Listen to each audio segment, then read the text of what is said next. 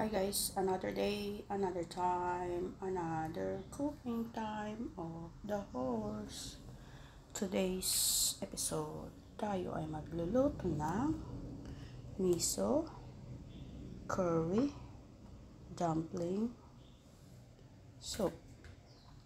At ang ating dumpling ay special kasi may juice siya sa loob guys.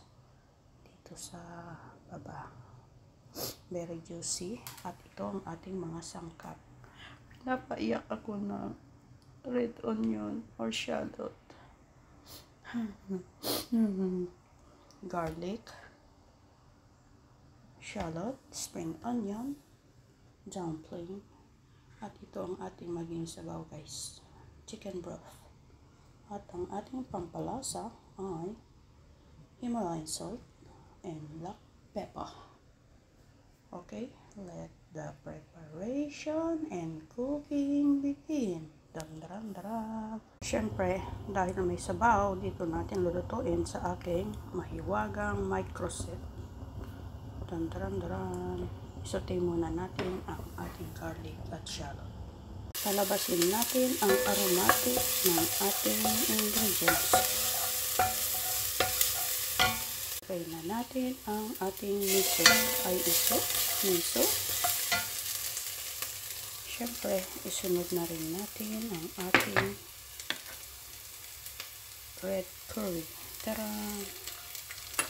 Kaya konting oil lang ginamit natin kasi may mga oil na sila guys, natural oil. Grabe guys, ang bango. Ngayon, lagay na natin ang ating broth. Kasi ito ang magsisilbing sabaw.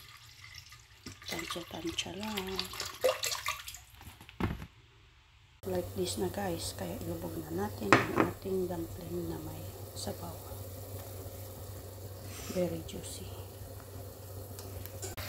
Grabe guys, ang sarap ng tubo. Promise. Lutuin din. Sigurado magugustuhan nyo. Ito na guys. Grabe. Super yummy.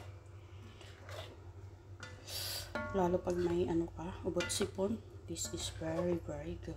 Kasi may tanglad siya guys, yung lemongrass ba. Tandrang, yun yung isang sangkap ng red curry. Ito na guys, ready to serve. Taran. Yummy-licious, delicious. Ito na, i-deliver na natin sa ating boss. Ito ay UK taste recipe.